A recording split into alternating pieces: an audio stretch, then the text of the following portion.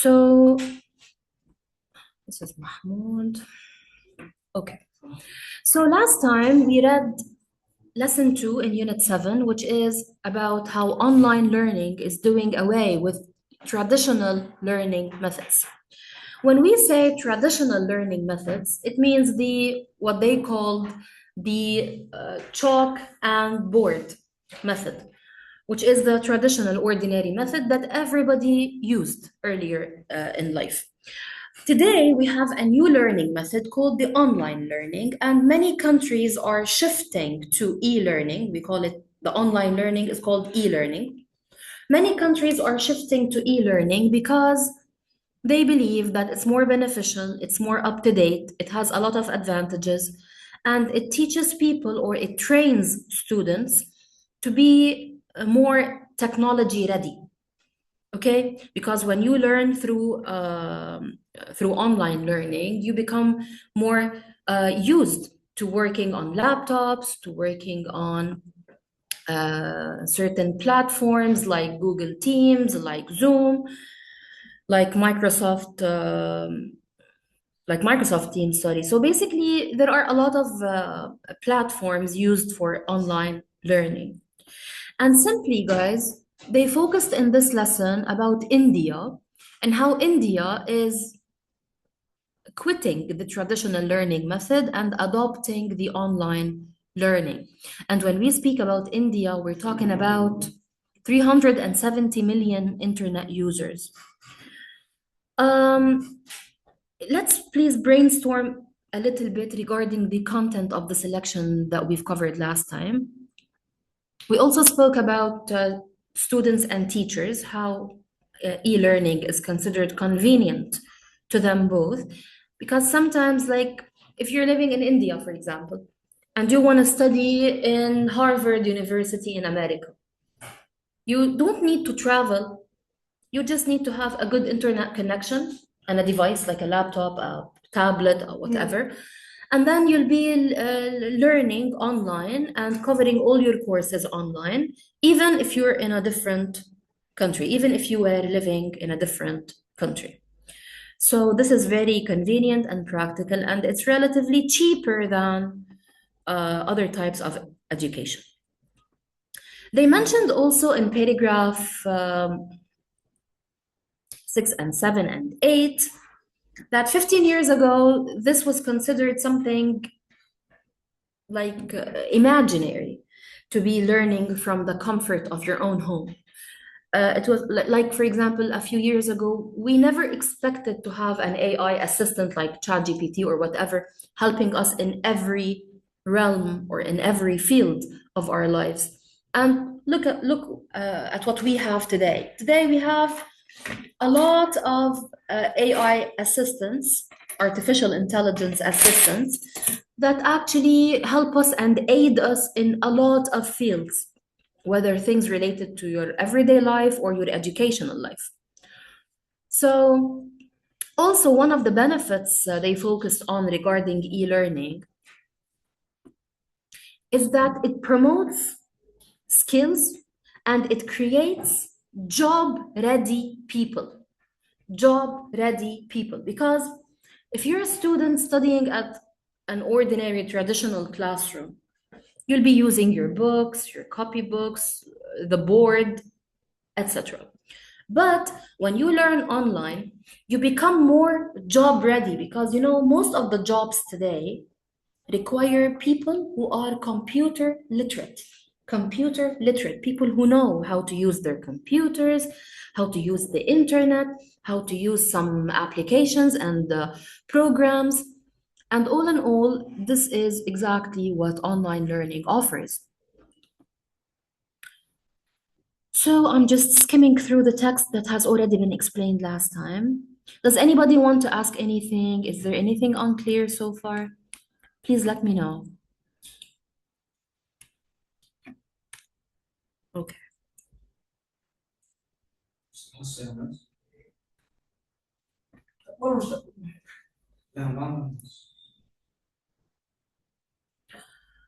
Okay. If we go also to paragraph 10,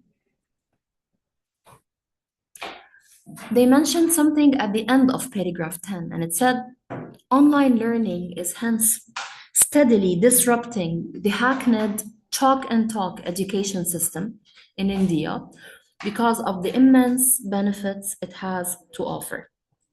And we said last time, okay, I'm not going to focus on this one because it's a question that we need to discuss later on. So I'm going to skip it for now, but let's think of it. At least, what do we mean that online learning is disrupting the hackneyed chalk and talk education system? Who still remembers the meaning of hackneyed? Does anybody still remember it? I explained it last time. Hackneyed is like the overused chalk and talk education system. It means the traditional education system. So online learning is turning the tables. Turning the tables. It's creating a revolution in the education system. It's creating a very new concept of education. So we are no longer limited to the hackneyed or the cliche traditional, boring, maybe, chalk and talk education system. We are replacing it with a very high-tech approach. If we go now to page 13, question number 1. Can I please ask Jude?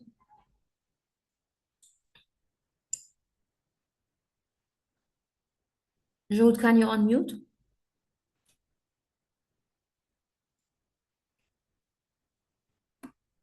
Can any? Hi, Miss. Yes, I Yes, can. Jude. All right, Jude. Please, can you read me question number 1? Identify and explain the idiom in the last sentence of paragraph 3.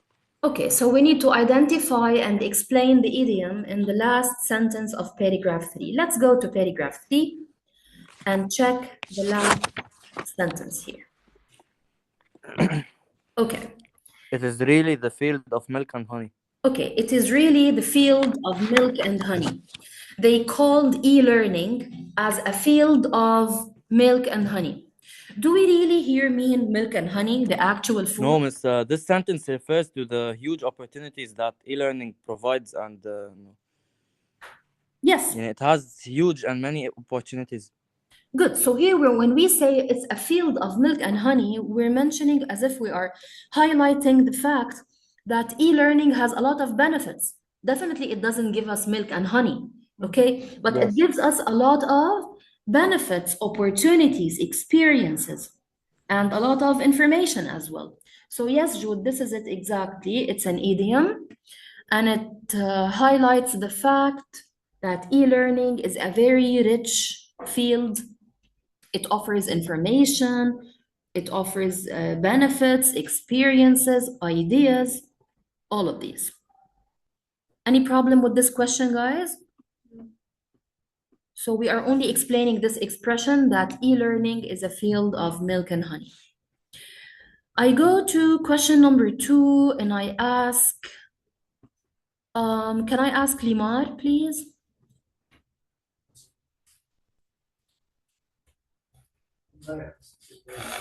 Yes. Yes, Limar. Question number 2, please. Refer to paragraph 5 to determine the role of Indian government in the course of course. e-learning. Okay. What's the role of Indian government in the course of e-learning? It means in what way is the Indian government helping or contributing to the e-learning? And In other words, it's a big supporter. of course, it's a big supporter. Is it taking strong steps to push e-learning forward? Yes, not Of course. yeah. Of course. So this is exactly what we need to say, that the Indian government is a big supporter of e-learning. That's why it's adopting it. What do we mean by adopting it? And working to Are they using be it? yeah. Okay, so the Indian government is a supporter of e-learning. That's why it's allowing schools and universities to use e-learning because they find it beneficial. They Yeah. they find it beneficial. It has a lot of benefits, a lot of advantages. Okay, so the Indian government is a big supporter of e-learning. That's a very simple question. Can I ask Ilham, please? Question number 3. In reference. Okay, how does e-learning serve employees in companies? Let's go back to paragraph 7 and check in what way is e-learning helpful to employees in companies. Has become critical to the growth and their economies. Okay, so it upgrades their growth and what? What does it offer them?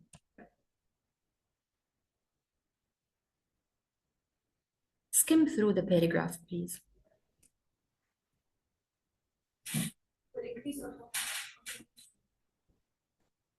It increases their automation. Okay, it makes them more technology friendly. And newer opportunities are being created. Okay, it creates new opportunities for them. But also, there's something mentioned in the first line in paragraph 7 here. Indian companies are promoting e-learning as constant upskilling of employees. What does it mean to upskill your employees? To upskill them. Employees, people who work in certain companies, don't they need skills? Don't they need to learn new things? Okay, so e-learning upskills the employees. It means it teaches them a lot of new things. Yes, so in this case, Indian companies are, Indian employees benefit from e-learning. How? Because it upgrades their skills, it upskills them, and it gives them also a chance to improve their automation, to improve their opportunities. Does anyone want to add anything here? So how does e-learning help Indian employees? We said it upskills them, teaches them new skills, it increases their automation, it improves their opportunities. All of these are valid answers. You can choose one of them actually, no need to mention them all. So it upgrades their skills and also gives them new opportunities. Can we continue? Do you want to add anything here?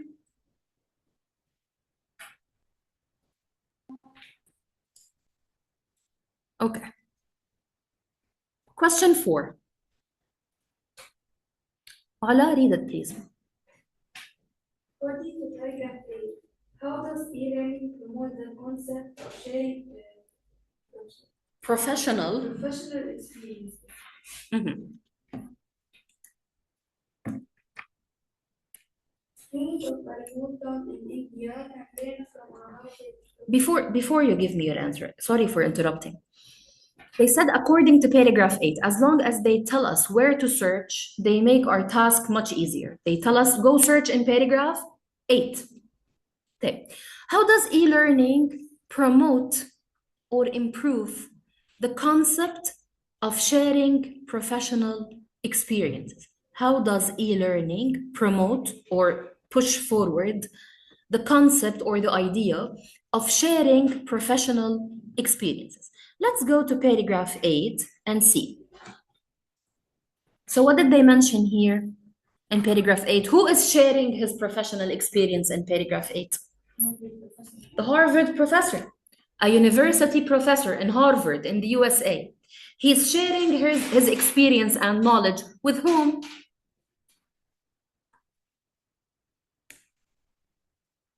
Whom is he sharing his information with?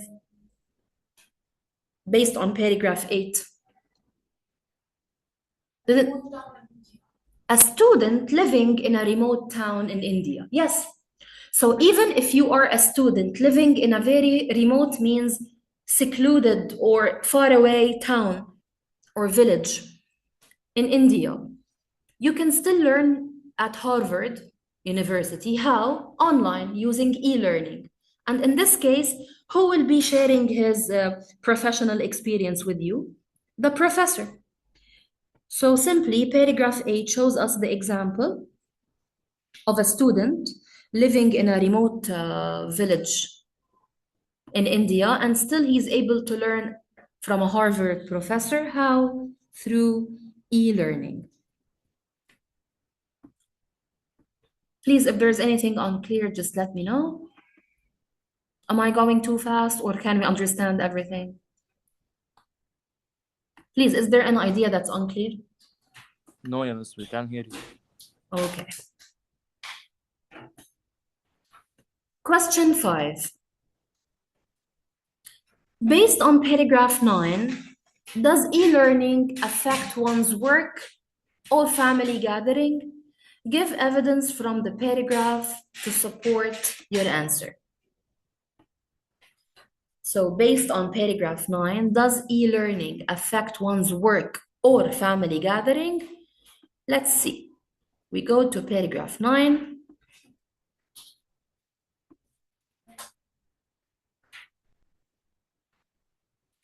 Okay.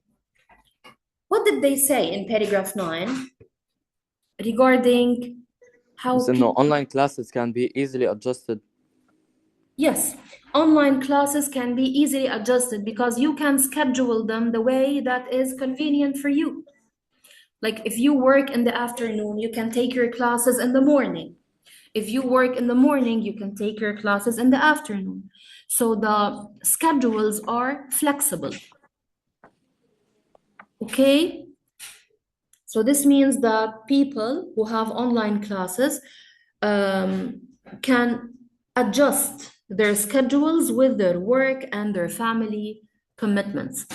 Let's say today in the afternoon you have a birthday. So you have to be a part of this family event. So you might take your class in the morning to be able to attend this event. So e-learning is practical, it's flexible, and it's convenient for everyone. That's a very simple question, actually. Do you guys agree that e-learning is flexible? And sometimes it helps. Like, what about women, for example, who do not have the chance to finish their university education before marriage? Many of them get married and they have their own children to take care of. So they might be taking online courses and finishing their university studies from home. Okay? And in this case, this will not contradict their motherhood. This will not contradict with their house chores and house duties. So they are able to manage their schedule in a way that helps them get an education and still be there for their families and to cater to their homes and children. Question number 6. This is, please. Not really. Okay. Identify and explain 2 figures of speech used in paragraph 6 and 7. First of all, let's go to paragraph 6. Let's go to paragraph 6 and see what figure of speech can we find in paragraph 6. Can we please remember what figures of speech are? Simile, metaphor, personification, irony, hyperbole. Okay, these are types of irony. Of course. Alliteration, excellent. So let's take a look at paragraph 6 and see what is the figure of speech used here. Miss, the number of jobs involving routine skills, both physical and cognitive, is shrinking. Wait, I cannot actually hear you well. 1 second, please.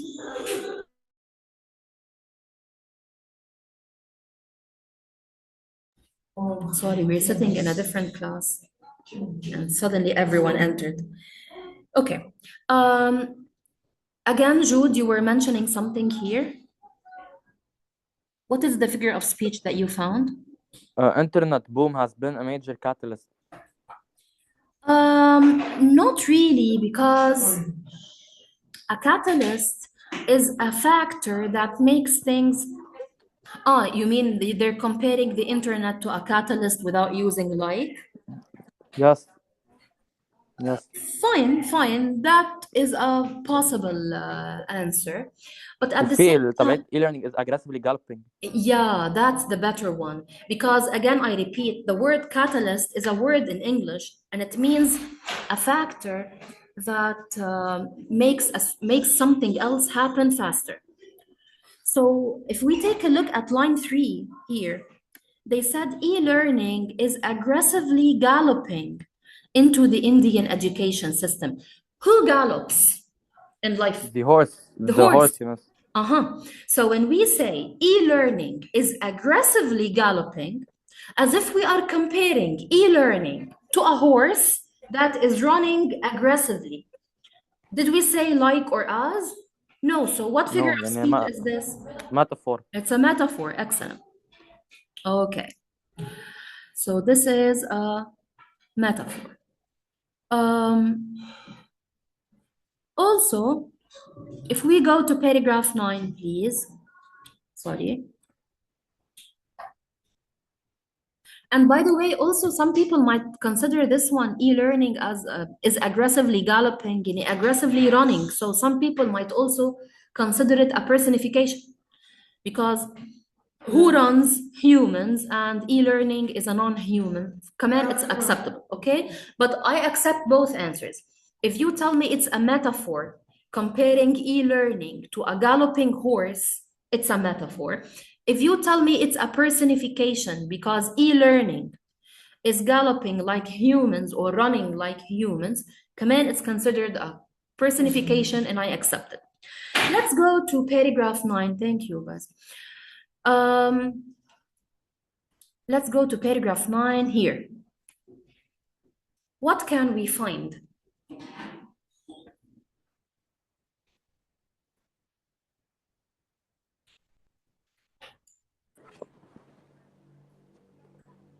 What figure of speech can we find in paragraph 9? It means here.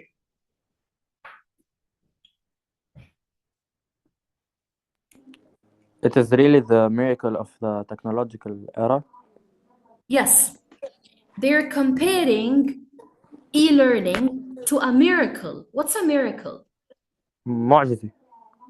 Okay, it's something like something that happens and it cannot be explained through logic. It's a miracle. It's as if something that God has done, something unbelievable, a miracle. Okay?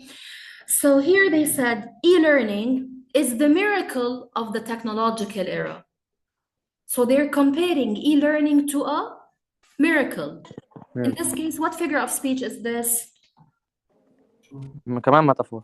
It's a metaphor as well. So here we have two metaphors, or you can tell me a personification and a metaphor in case you want to consider paragraph 6. If you want to consider this one as a personification, it's also acceptable.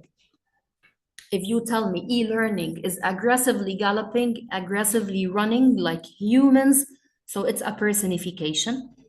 If you want to consider galloping to be the horse galloping, so we're comparing e-learning to a horse running. So in this case, it's a metaphor. So you decide, both are acceptable.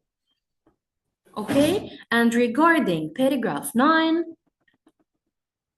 here, the metaphor is here.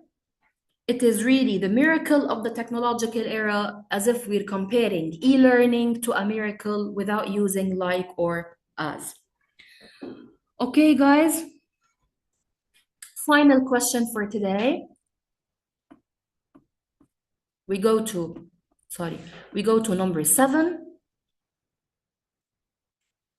Paraphrase the underlined sentence in paragraph 10. Let's go to paragraph 10, which is the final paragraph here. They said online learning is hence steadily disrupting the hackneyed chalk and talk education system in India because of the immense benefits it has to offer. How can we...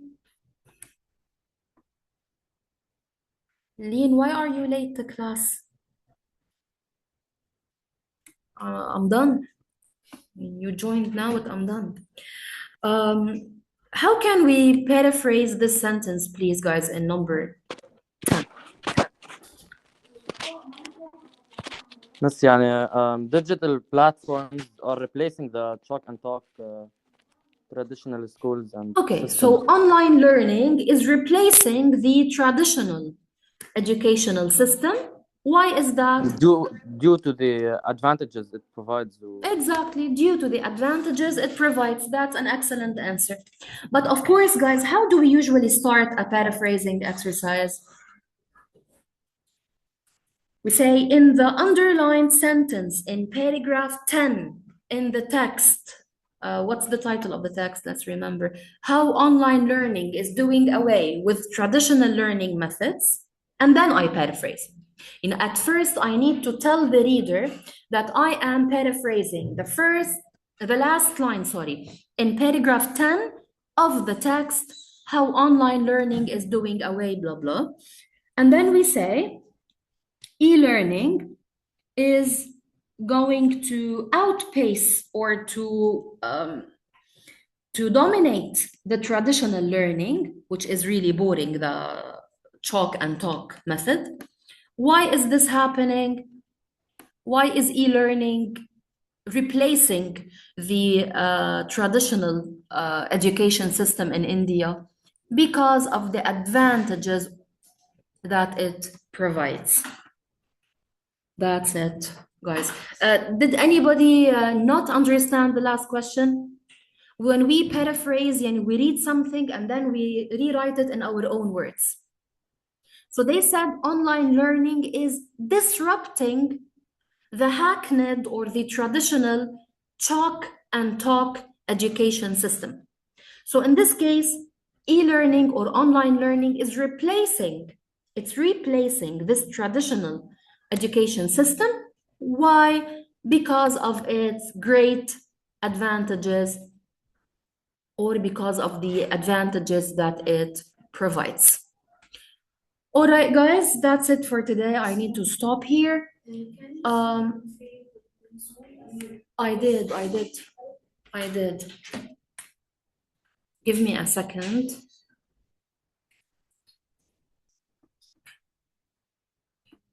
Okay, guys. So please, for next time, basically for tomorrow,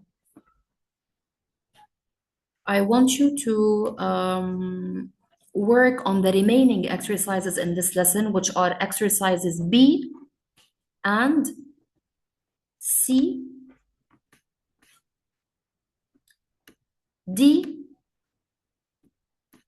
E, and F. Okay?